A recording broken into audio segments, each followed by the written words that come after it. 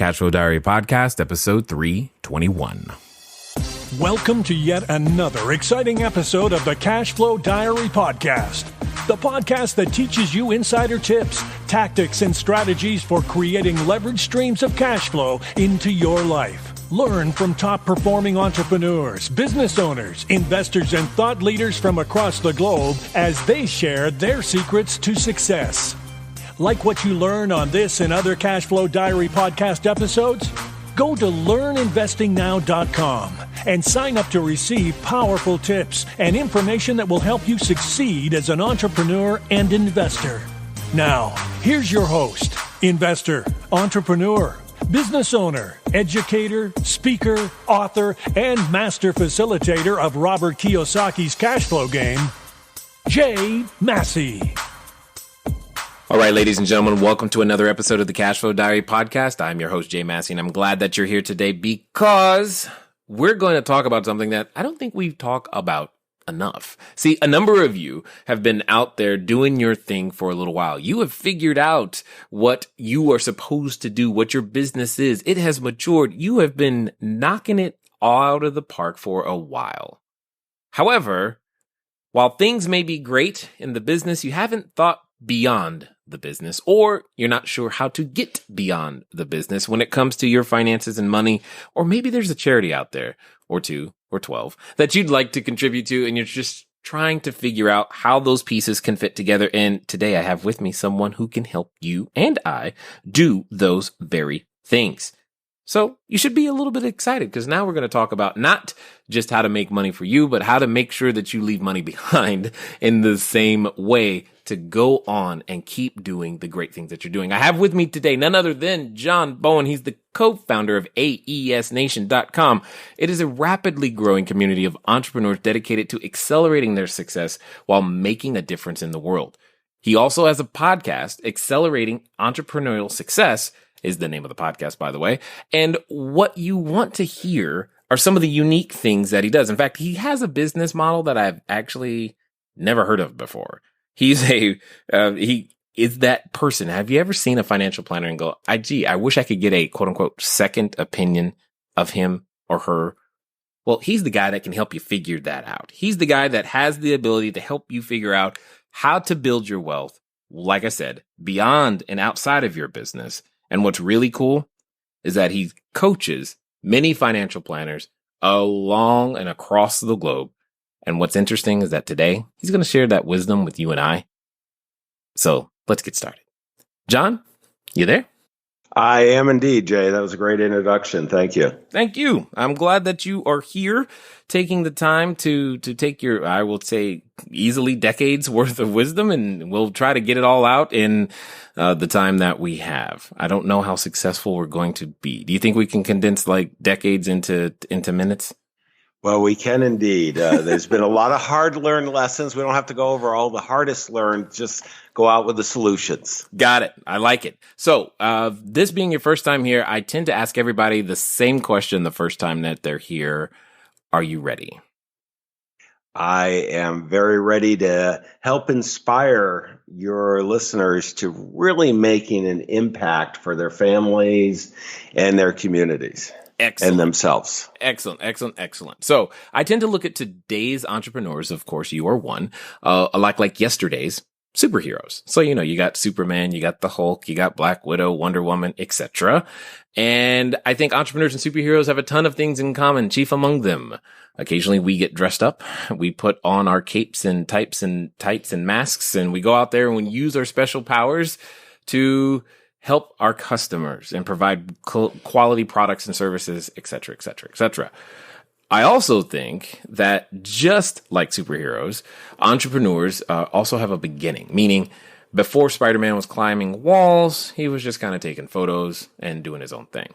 So my question to you is, before being the lifelong entrepreneur that you've become, before, doing your work in Silicon Valley and working with high profile clients and doing everything that you've been able to get done, even before the podcast, what we want to know is, who is John Bowen? It's a great question, Jay. And it's, his background. I mean, there's one moment in my life that really caused all of this, and it was back in my junior year of college. I can still remember it was May 5th, and I got a call from my Wow. dad. And up until that point, I had had what was a charmed life. I grew up in a small town in upstate New York. My dad and uncle owned a cast iron foundry. They were employing 400 people, pretty much had everything that I could ever imagine at that time.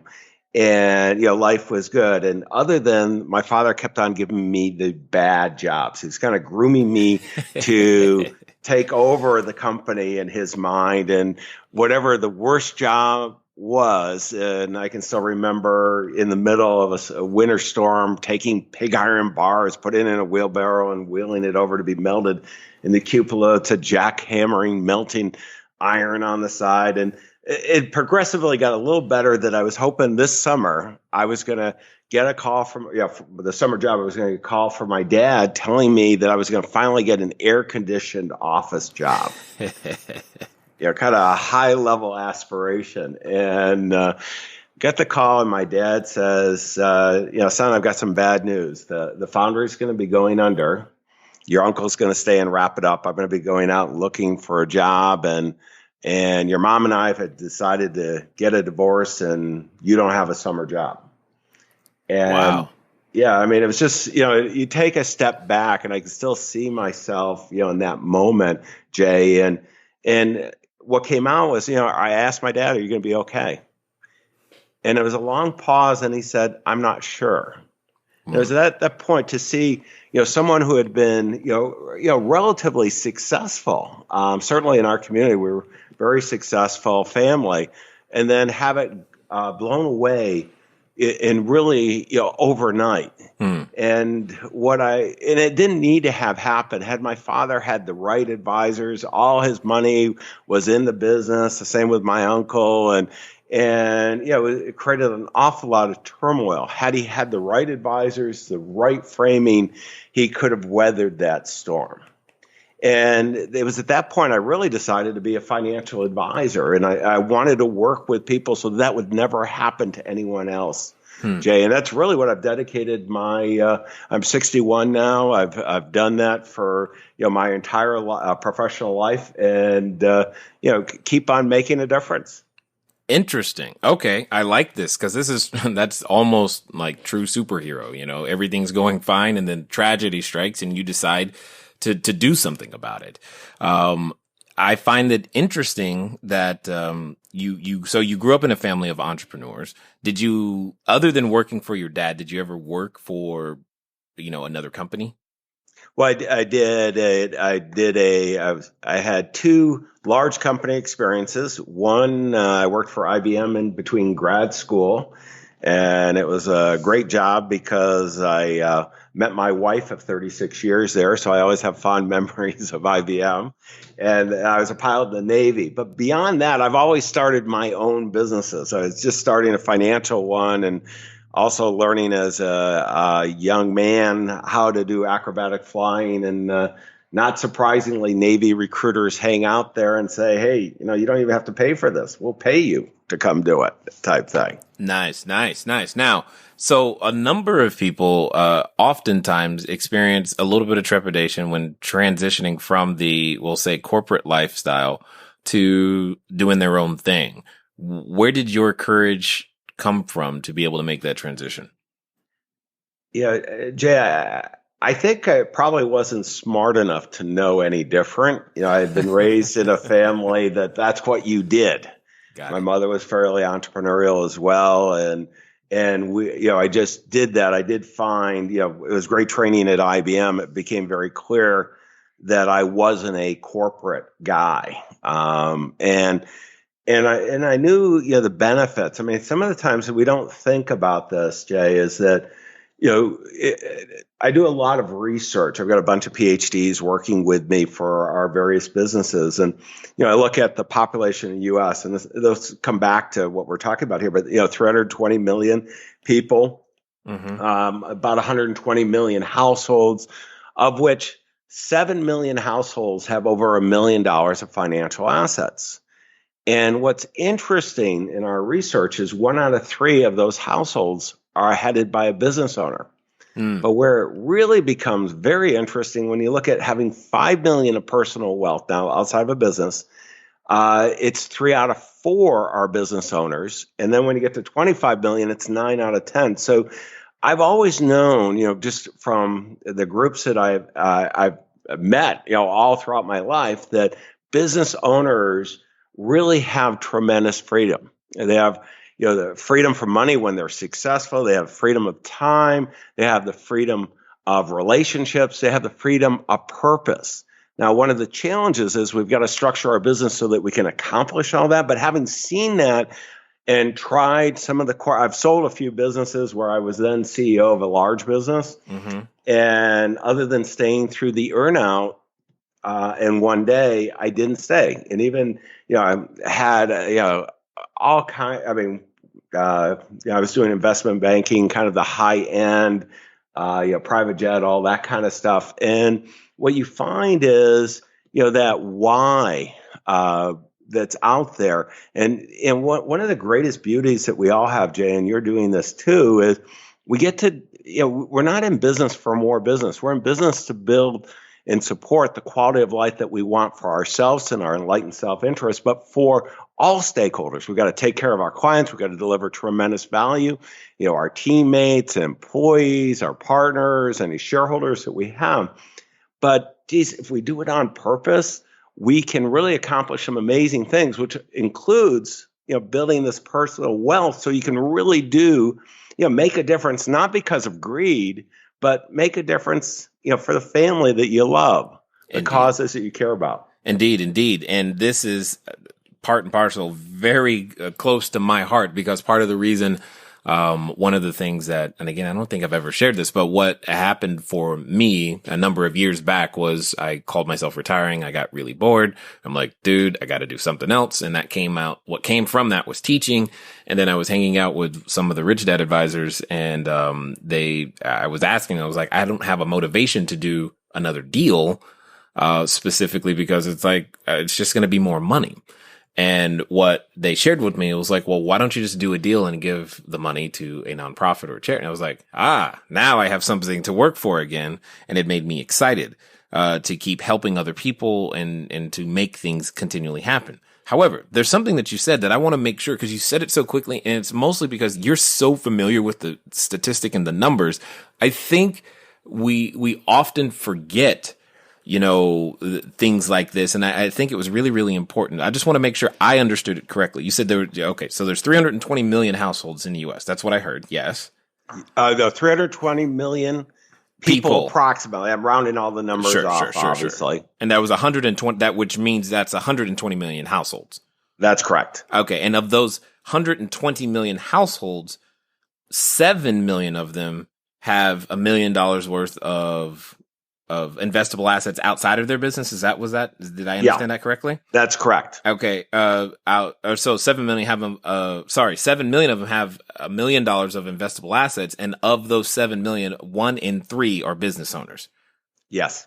Got it. But when you said, and if I understood you correctly, then when you take that number and increase it to 5 million, 3 out of 4 are business owners. And then when you go to 10 million, it's 9 out of 10. Well, the last one was 25 million. It's 9 out of 10. But Jay, this is when all of us as fellow entrepreneurs, when we see these numbers, we go, wow. And, and when we go to 25 million above, for the most part, the balance that didn't do it in business inherited it in business. So, right. The surest way to wealth in the U.S. and really around the world is to have an equity stake in a business. Got it. And that's kind of where I was headed, because basically that simply means, when I hear you say that, I translate that into have confidence in an idea that solves a problem for somebody else, and work until you make it or some version of it continue to go out there and happen, which to me would be the essence of equality in some way, because anyone can have an idea. Well, one of the things we talk about a lot today is income inequality. And, yes. It's really interesting because we do a lot of statistical work and so on. Some of the biggest income inequality is among entrepreneurial families. And what do I mean by that? Mm. Jay, do you have any brothers or sisters? Plenty of them. Okay, I do as well. Okay. Yes. And what happens, my guess is your family may not be that different than mine, is we've got an extreme wide range of a difference in income and net worth among our family members. And this is very common. And I think it goes to what you're saying. It's not only the environment. Obviously, born in the U.S. gives us a huge advantage over somebody born in Bangladesh. Right. But if we want to go ahead and make that commitment to be an entrepreneur, to create a business, and then everybody thinks, well, I don't have yet the capabilities. So don't worry about that. If you make the commitment and then you have that courage, the capabilities will show up. Shows like yours, you're going to hear different things. There's all kinds of insights and information, and taking that persistency and going out and making it happen, you're going to gain that confidence. And this is kind of a virtual sequel that you have, but you have to get started. Yeah. Nothing stopped. I mean, nothing's ever going to happen until a sale is made. That's one of the first things that I was trained on was, you gotta do something. You can't just sit around and think about it. Now, there's something that you said earlier that I think was also, again, I don't know if it's common, but I think, from your perspective, you'd be, well qualified to comment on this. You mentioned that if your father and uncle had the correct advisors, they could have weathered, the storm, etc. And you mentioned really quick, you said all his money was in the business. So I guess my question is that common amongst the entrepreneurs either that you work with or entrepreneurs in general? One of the things that once we start having success, we sometimes believe our press releases and our story a little too much. And try not to do that. That's right. Well, and we can keep on investing in our business because it's been a great return. And one of the things that we really, it's so important to not do is no matter how talented you are, when you have, the largest part of your wealth tied up in it, you're taking specific risk. In my dad's case, there were some regulatory changes. There was a big fluctuation in the dollar, and all of a sudden they weren't competitive and they couldn't afford to do all the environmental upgrades that they were being required to do and meet the competitive overseas challenge that they had. Now, had he had, and then all of a sudden financing dries up, had he had personal assets outside of his business, he would have been able to weather that storm. The same with my uncle. And it's just, it's again, we've got to be careful of, we want to invest in our business. We want to create and really make a difference. But at the same time, we've got to pay ourselves first, and we've got to do it in a way that allows us to accumulate. We've got a, not too silent partner that all your listeners know about, Jay, is, taxes. And it's constantly eroding. And to the extent that we can structure things, I know, your experience in real estate, there's tremendous tax advantages there. And there are a lot of other things we can do, kind of the lessons that the super rich, the people with 500 or million or more are doing. We can repurpose and bring down with all the changes in technology and the innovative networks out there. Got it. Absolutely. Now, you bring up two very interesting things, and I'll let you handle them in whatever order you'd like. Is, there's this point, there's got to be an inflection point somewhere and it's like, at what point do I know as the entrepreneur going, okay, now I need to start siphoning something off for myself personally? Is this something I need to do from the beginning? How does that work? And then as a corollary to that, you mentioned that the regulation changes, the dollar did a move in the wrong direction, and financing drying up. All of those things are still risks for us as business owners today. So I feel like these two questions are kind of, connected. So what is it that we do, and when do we do it to be able to shield ourselves from things like this? Yeah, no, these are great questions, Jay. And let's take the first one on the personal wealth side. And as we're starting businesses, there's that challenge because it takes, capital to go. Now, the nice thing about business today, you and I are talking over Skype, Yes. And it's a free service. We Yes. both have sophisticated studios that really don't, would have cost maybe $250,000 10 years ago. But I know, for right? today, anywhere from a few $100s to a few $1,000s. It's so, there are many, many businesses that don't require that much capital. They really require a lot of sweat equity. Right. And some technical knowledge. We've got to bring some value. But what I'm going to encourage everyone to do is pay yourself first. I mean, if this is, look at your whatever business you're going to be in, whether it's professional services, whether it's a manufacturing, look at your peers and really design it that you're going to pay yourself first. What we do as business owners so often is pay ourselves with whatever's left over. And when we do that, so often there's nothing left over, Jay, and that requires some discipline. Now, one of the things, having past experience as an investment banker, the value of your business is the discounted cash flows that you're going to be able to get out of that. If you don't show that you can have earnings, your value, I mean, basically you've got a job and nobody wants to buy a job. So we want to design it to be successful on purpose and have those cash flows. Second, you want to look, your question on financing. I mean, yeah, I want you to go back and Jay, I know you remember 2008, 2009 with your real estate experience. Right. And me and financial services, I was putting together a program for Lehman Brothers the Friday before they went under. Wow. It was so crowded with reporters out in front of their building, we couldn't even get in, type thing, without somebody, shoving a camera and a mic in front of us. And so, and at that point in time, if you wanted financing, I don't care who you were, it was almost impossible to get because the bank, many of the banks weren't there anymore. Right.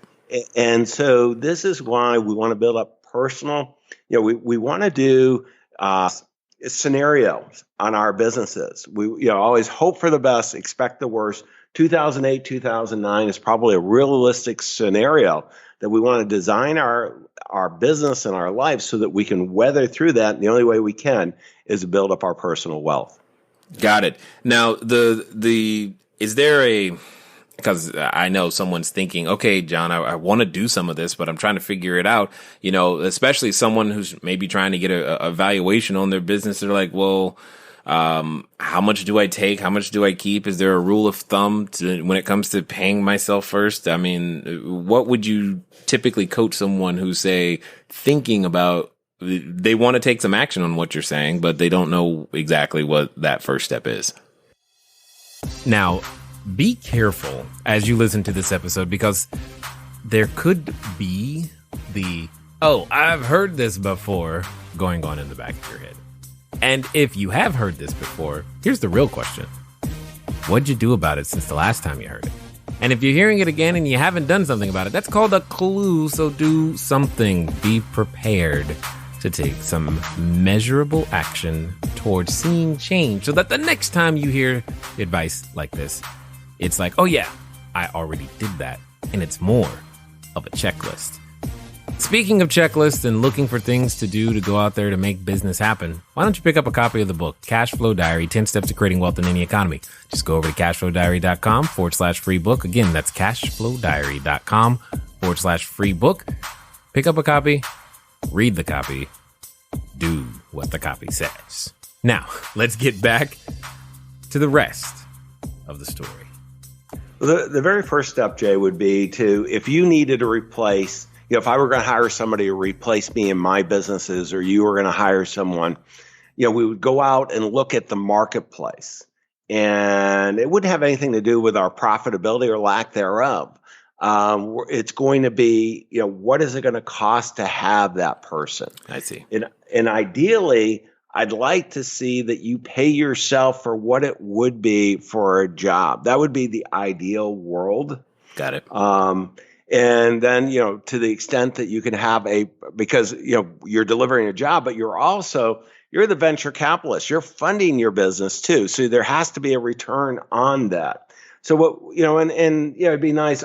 Take 20, 30%. Many of our businesses, we can't do that. So it's, the first thing we can do, Jay, is be aware of the problem. The second is begin to take small steps.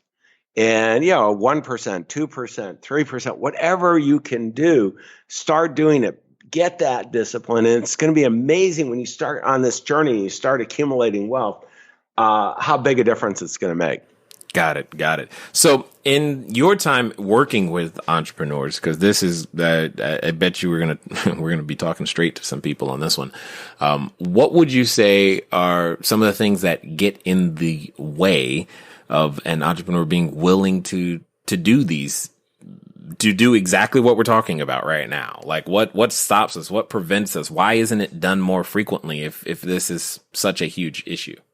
Well, let me give you two extremes. One, starting a business and you're just working really hard. You're just starting to have some success. And what we tend to do is we want to, find other revenue sources. So we start spreading ourselves way too thin. Oh, I know nothing about that. Yeah, no, none of us. No. Never done that one. Go ahead. Yeah, anybody who's been more than an entrepreneur for a week knows that one well. And what happens is that, you can eat up capital without any problem at all. And you can have, we mistake activity with success.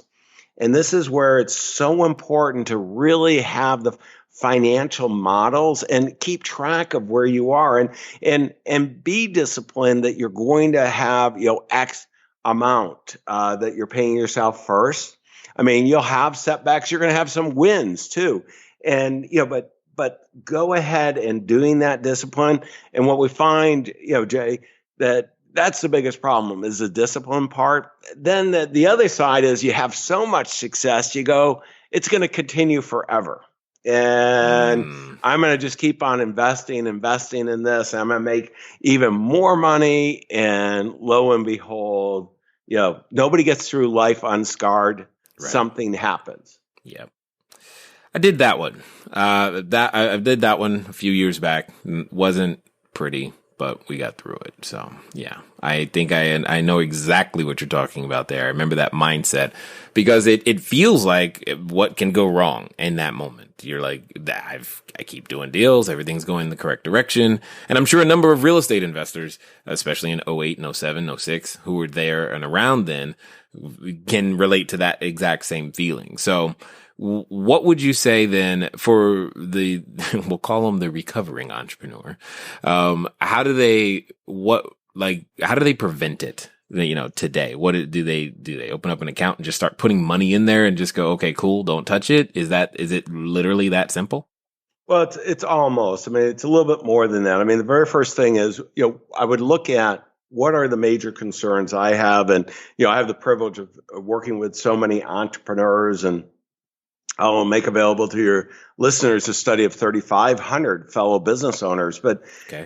We went ahead and really did a survey to understand what were their big concerns. And, this is where we all have company, Jay. Number one, they want to make smart decisions about their money. It's at 93%. Mitigating taxes. It's 95% wanted to do that. I wonder about the other 5%. But, what was interesting, only 23% were taking any action, not only their financial advisor, their accountant, anything proactive, taking care of their heirs was 93%. And, most of them, the majority did have a plan, but their plan was so old and out of date and so many life-changing things. And the tax law has changed tremendously since they set it up. And then also protecting an asset protection plan. This is for lawsuits and divorce. Partnerships break up. Obviously, the more success you have, you're more likely target. Divorces unfortunately happen. And only 15% of the people have a plan. And then, this is where so often business owners, entrepreneurs, get kind of you're greedy. Well, 68% wanted to do something even more to support the charitable causes they care about. So I would look at those concerns, that framing, and then really identify whether, how am I doing on that? And how can I be proactive? And then in being proactive, it's not simply just setting aside money. It might be in the beginning, kind of that emergency fund.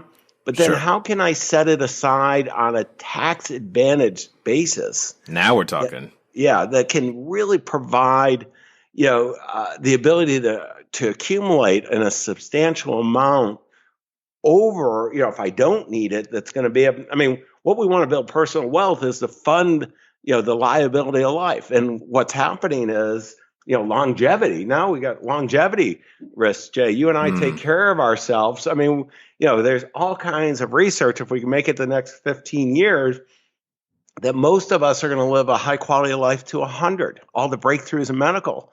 So, now we've got to really fund that. How do we do that? So it's not only protecting yourself from adversity in the business, but, let's go on the positive side. We're going to have a great life. And how can we fund it to do the things that we want to do and we care about? Indeed. I can remember back in one of my days before a financial planner, one of the things that inspired me to want to transition to real estate was I was sitting down with a gentleman who was his entire goal when we were putting together a plan for him. He was like, look, I just want to be able to take my wife out for an ice cream and movies. And if I could do that, I would feel great. Cause he's still worker or electrician. He had worked for a utility company, all these types of things. And he was just having trouble trying to put the, ends of months together. And I can remember that I know that was one of my decision points. Like, I don't want that to happen, which one of the things you left off the concern list, or maybe you just didn't get to it, and I was just curious about it, was no one concerned about the effects of inflation or a devalued dollar in any way?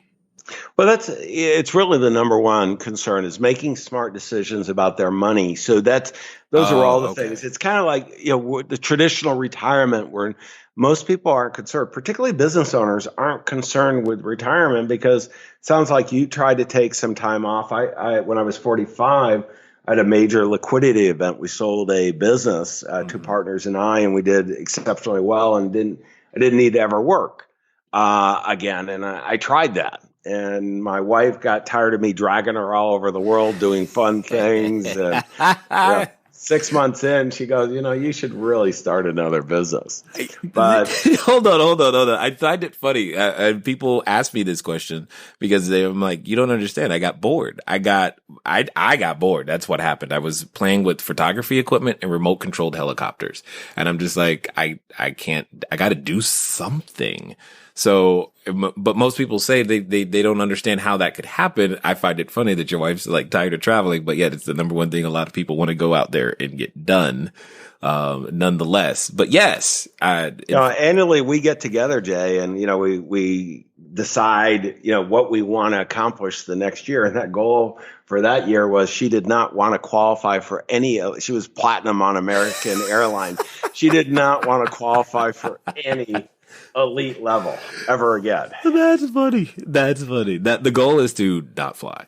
Awesome. I can totally understand that because I think as humans we're designed to contribute and be significant in other ways. And once you reach a certain point, that becomes the major thing to figure out how to do that and transfer that. So, with that being the case, having to plan for inflation, because that's one of the big things that's always on my mind. It's one of my favorite reasons I love real estate because it gives me control over my tax situation and I can adjust my income relative to inflation simply because by changing rents. It's really, really simple to do. But my thought process or my question to you is, how does one make this plan in such, it's one of the things I've always found difficult is we're making a plan today based upon today's dollar. But you said it yourself. We are living longer. How do you make a plan that actually stands the integrity of time? In 15 years, technology changes every 35 seconds, and business is changing at such a rapid pace. That in and of itself just sounds like a job. And it's the nice thing, I live in Silicon Valley, so I had the privilege, started my career in the late 70s. So I don't even think we referred to it as Silicon Valley then, and worked with some of the earliest entrepreneurs managing billions of dollars. So, I got to know these guys and I look at, the computer systems that I have in my office now versus what I had the very first one. I Wow. bought a mini computer for about $200,000 that, Wow. my Apple iPhone is much more powerful and a little bit of a fraction of the cost. So, and it's not going to stop. And this is what's so great is we don't have to see everything. I mean, it'd be nice if we could, but we can't. No one Right. person can. But what we can do is we can choose to participate. And one of the things that I grew up in the financial markets, and what I'm a big believer in, Jay, that I like real estate. Real estate is, to me, a business. It's not a passive thing because it's an operating business. Okay, hold on. Go ahead. You just hit such a hot button for me, and I know somebody was washing dishes, their dog barked in the background, their kid bothered them, something. I need you to say that again, my friend. Well, I haven't invested in I built office buildings, invested in apartment complexes and so on. I'm here to tell you there's some work involved along the way. Yes. And, and what we all tend to do is whatever our background, and there's a lot of different ways of accumulating wealth, and real estate is a great way, to leverage and it's an easier way to take risk. But there's hard work, and you've got to be able to dedicate the time, energy, and get the experience to do it well. And there's specific risks, no matter who you were. 2008, 2009 was a tough time to be a real estate investor. 2001, right. I can name a whole bunch of times that they were. And it's the same with the financial markets. But what I like about the financial markets, I want to have as entrepreneurs, everybody thinks we want to take a lot of risk. We don't want to take risk. We want to mitigate risk as much as possible. So we're going to build simple and elegant businesses, stay focused as much as we can. Guys like you, Jay, and I, we have to hire people to keep us focused, but we're focused. And then as we build our personal wealth, what we're doing is we're doing two things. One, we establish our philosophy about the financial markets. And in my case, I'm a big believer in this concept of modern portfolio theory, efficient markets. So I own over 50,000 positions, different companies. And you could do this with index funds and other tools and so on. Mm-hmm. And it doesn't have to be a lot of money. But by doing that, I know that every one of those CEOs is working for me. Now, I know they could care less whether I make more money, but in their own enlightened self-interest, they're doing everything they can to foresee the future that you and I were just talking about. Right. And, not all are going to be successful. Well, I don't need all of them. I know that I own the next Microsoft. I don't know which one it is, or the next Apple, or the next Google, or, Uber, Airbnb. But that's where, you can accumulate, and you do a diversified portfolio, work with a really smart advisor. And the big part here is they have to work with you on what I call advanced planning. And this is that other, we talked about making smart decisions about the money, but mitigating taxes. Yeah. If we can create structures, sophisticated retirement plans. So many people, Jay, this might even affect you in the sense if you own a bunch of real estate, you're paying a lot of insurance premiums for all the different things that you have. Well, set up your own insurance company, a captive insurance company. It's unbelievably attractive, gives you a lot of flexibility. And this is the type of things that wealthy people are doing to accelerate their success even more. Yes. And we do pay a lot of insurance. That's for sure. Well, and the one thing, I might just stick on the captive insurance because it's an interesting concept. When we survey financial advisors at the high end, about half are aware of it. But in a recent survey we did of just over 800 financial advisors, and these are top end advisors, only 13 had ever been involved in helping a single client with this. And this is where the missed opportunity is. I use the term pretenders. There's a lot of pretenders out there, Jay, that, they're not that they want to do anything wrong. That's predators. Here, pretenders are well-intentioned people who just don't know. They don't know what they don't know.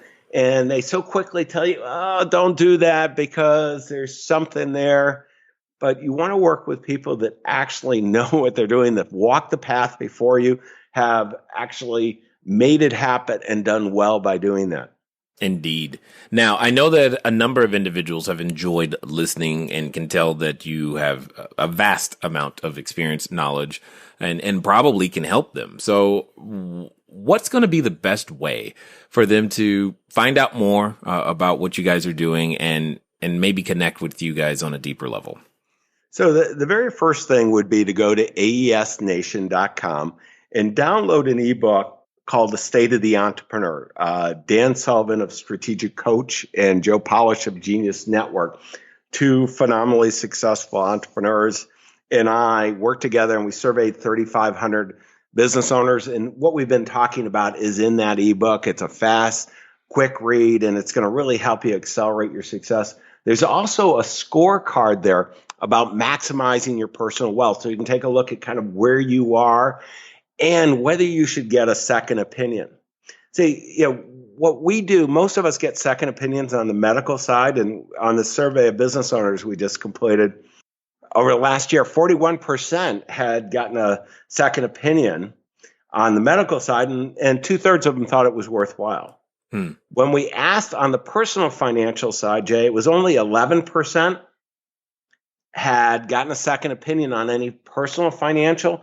90% said it was worthwhile. When we survey people who have 100 million or more family offices, they do it routinely, and it almost always changes their belief. They'll be able to get access to more talent, to the right structure. So one of the things that we do at AES Nation is we make available second opinions as well for business owners, successful business owners. And I got to tell you, it just makes a big difference in making sure you're going in the right direction and you're working with the right people.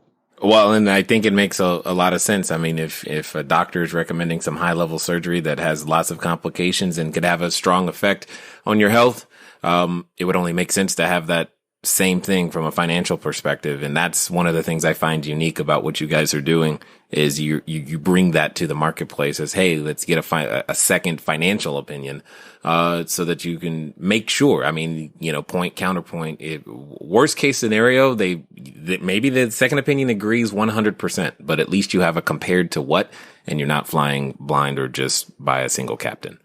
Well, and I don't want them to go through what our family, my dad, mom went through. There's no need to do that. And by building up that personal wealth, we can take care of the people we love and the cause we care about. Got it. Excellent. Now, as we wind down here, I have a question for you. I think your answer is going to be interesting to me. So let's pretend for a moment that somebody listening, though, is, they're standing in front of the superhero outfit store and they want to get into this game. They have aspirations of doing all the great things that we're talking about. And not only that, but let's say that they actually have the idea. It's been rattling around in their head for a little while. However, as you well know, they're dealing with that voice in the back of their heads, that voice that comes up anytime that we want to step into something bigger than our current place. We want to be great. And for some people, they're actually related to that voice, and that could be a challenge. My question to you would be, what would you say to that person if you knew beyond a shadow of a doubt that right now, today, they would actually take action and complete and follow through on what it is that you would suggest, and they would do it within the next 24 to 48 hours? What would you say to them? That's a great question, Jay. I've never had that one in all these interviews, conversations, and so on. But I think that if you're not already a business owner and you've been thinking about being an entrepreneur, and there will be no shortage, as you said, Jay, of people telling you, don't take the risk, get a corporate job, the whole track that we're all supposed to do. And oftentimes it's, spouse, significant others. They can't help themselves. They've got that training too.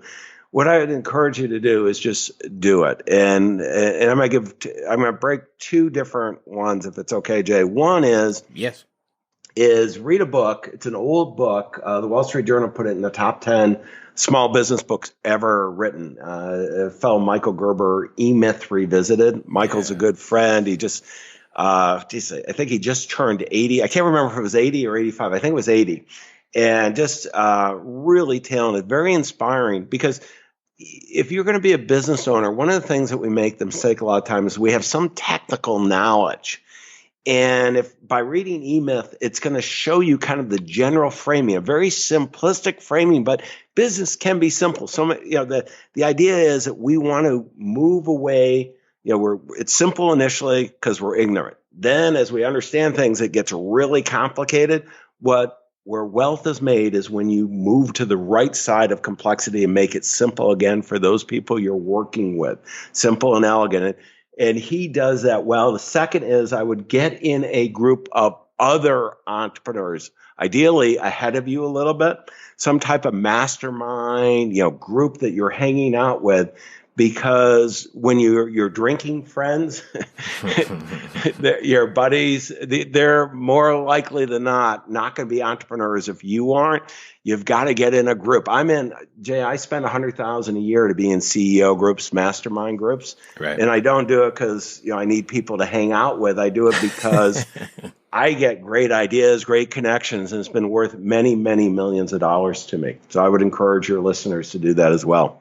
Excellent. 100% agreed. And yes, Michael Gerber has been writing some really good books and I love him too. So thank you, for just taking the time, to share your wisdom, your expertise, giving us an opportunity to go, grab the scorecard, all those types of things, because all of us are trying to become bigger, better, better. And you're out there enabling and making that happen. And as I said before, thanks for taking the time to invest your knowledge and wisdom here with us today at the Cashflow Diary.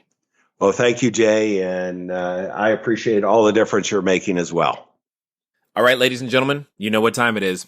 It's time for you to move at the speed of instruction. What does that mean? That means you need to go download the scorecard. That means it's time for you to actually take action. It means stop thinking about the estate plan. Do it, because there are so many other things that you want to go out there and do. You got into business for a right reason.